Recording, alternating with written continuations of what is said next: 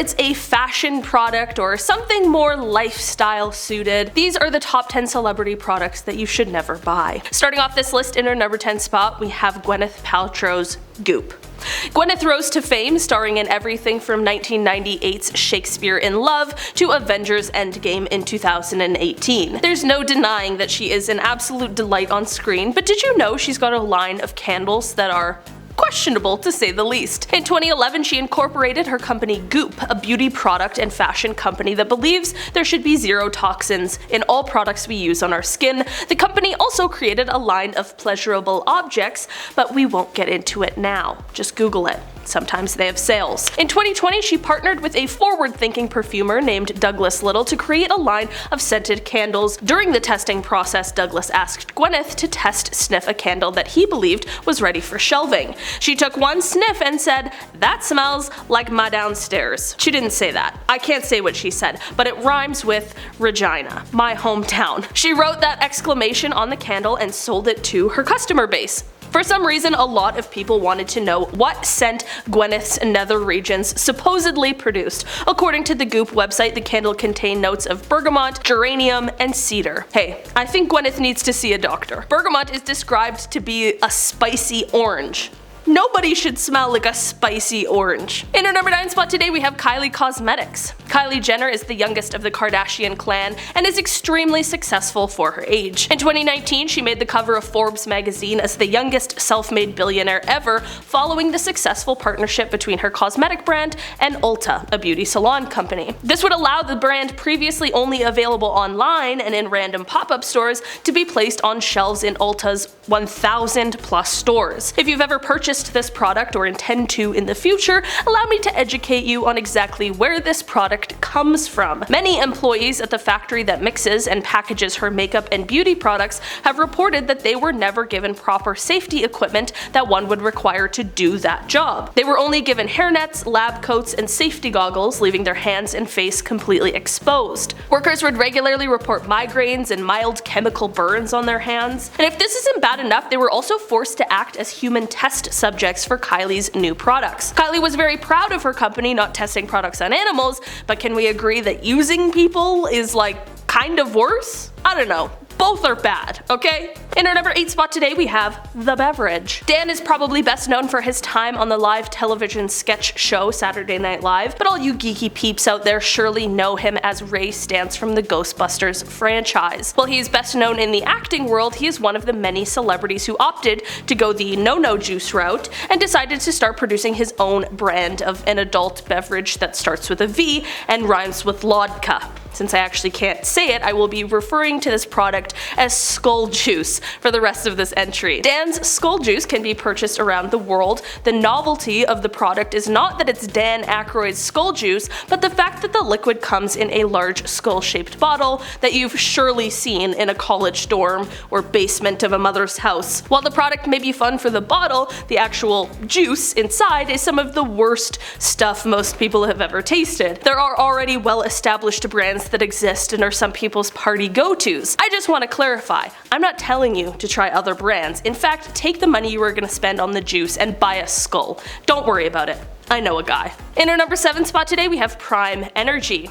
These drinks are prime time, baby. At least they were. Prime Energy Drink is one of the most recent and popular brands of energy drinks to hit the market, thanks to the product being endorsed by former YouTube giant and current WWE punching bag Logan Paul and social media influencer KSI. The brand is a colorful treat aimed at young gamers, created with the goal of allowing the player to go hard for as long as possible. That mentality must be why they thought it would be a good idea to jam 140 milligrams of caffeine per bottle, which for anyone who doesn't game or cares about their heart is the equivalent of nearly 5 cups of coffee or 2 cans of Red Bull. Despite this heart fuel being on the shelf for a few years now, it was only recently that the FDA decided to peek into the contents of the container. Apparently the drink was causing people some hardcore health issues for some reason.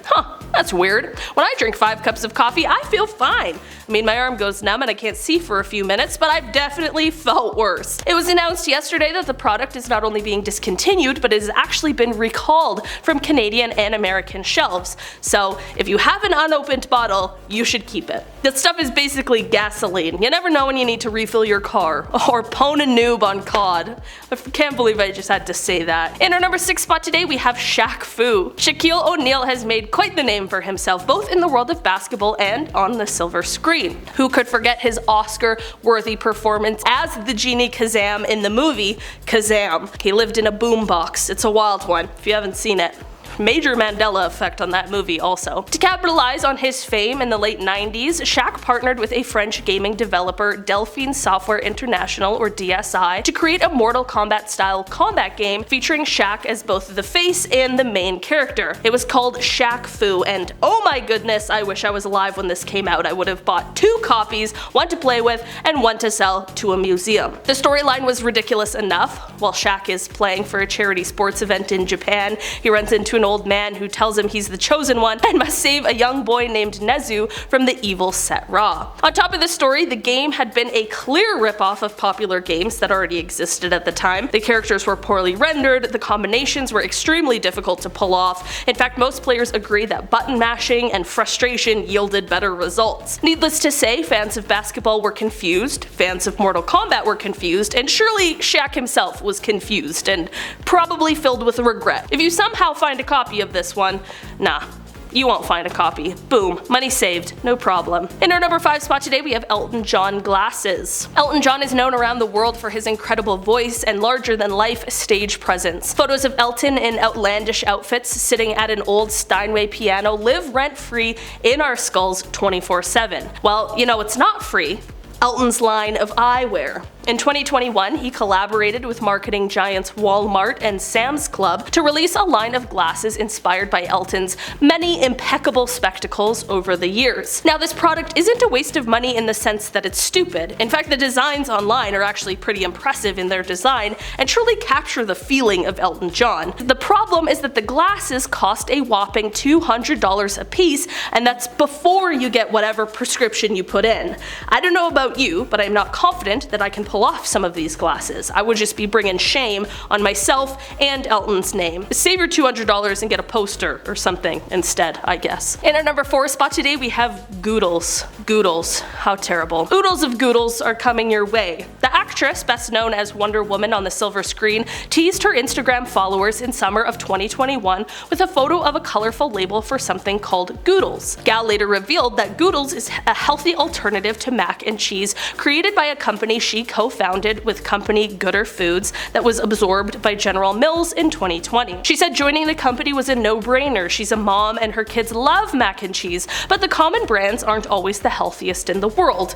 Anyone who's ever lived in a dorm knows that firsthand. It's like Katie just sucks the life right out of ya. The brand was received well, but anyone who's ever tasted normal mac and cheese will find the shift to be a bit of a struggle. According to some reviews, the plant-based noodles are grainy, and the 21 plant-based nutrients that are hidden in the mix are hidden about as well as Shaquille O'Neal behind a thumbtack. This product does not exist in Canada, and if you're in the States, you may just want to stick to good old ooey gooey mac and cheese. In our number 3 spot today, we have Steve-O's hot sauce. The former stuntman and current self-help and health guru Steve-O has had a number of get-rich-quick schemes over the years. He's attempted to market and sell prophylactics with his face on them in the past, but it's his so-called hot sauce for your bum bum that makes it on this list. Following the success of celebrity collaborations with several hot sauce brands, as well as the large number of sales connected to the release of a hot sauce line from the YouTube series Hot Ones, Steve-O decided to hop on the hot sauce bandwagon and release his own line of spicy delights. Only his delights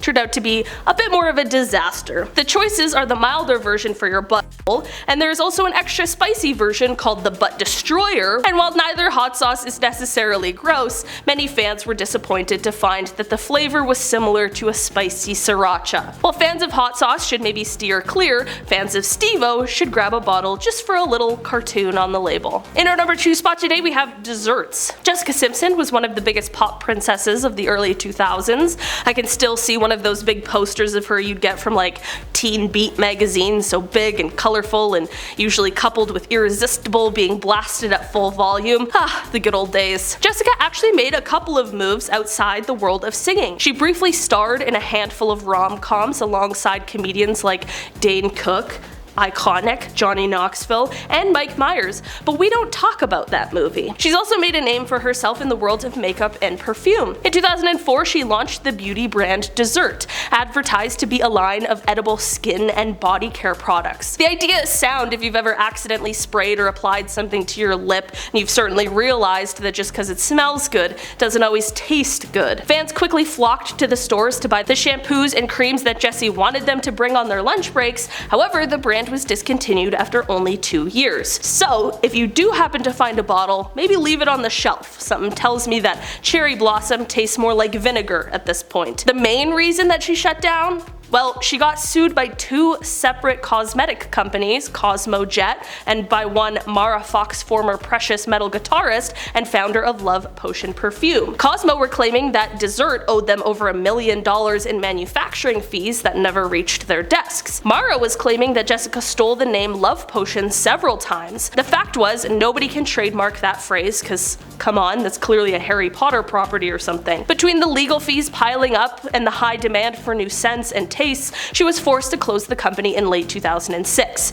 You may say that she got her just desserts. And finally, in our number 1 spot today, we have Yeezys. Kanye West had massive success as a rapper, but he made a majority of his money collaborating with the company Adidas to create the shoe line Yeezys. The exclusive shoe that sold for minimum $350 in store and on shelf would release limited quantities every year, which made them rare and highly coveted. But besides Kanye's name being attached to the brand that no longer exists thanks to Kanye going nuts on Twitter in 2019, what was the big deal? Anytime I see a pic of the shoes, my immediate thought is, those look like they were made in a cheese grater. The shoes look like 6 different shoes, stitched together like some Frankenstein's monster of footwear. Look at the Yeezy Boost Onyx. This thing looks like it was designed for people with abnormally long heels, and the rubber? I don't know. These shoes are still available today, but because of the discontinuation in stores, the private sellers market has tripled the price. And even if these things were like 20 bucks, I'd rather throw on a pair of dollar store Crocs any day. Alright guys, that has been our list for today. Thanks so much for checking it out. I've been your host today, Olivia Kozlowski. Again, Nate Janot scripted this video, and we'll both see you again soon, I'm sure. Bye!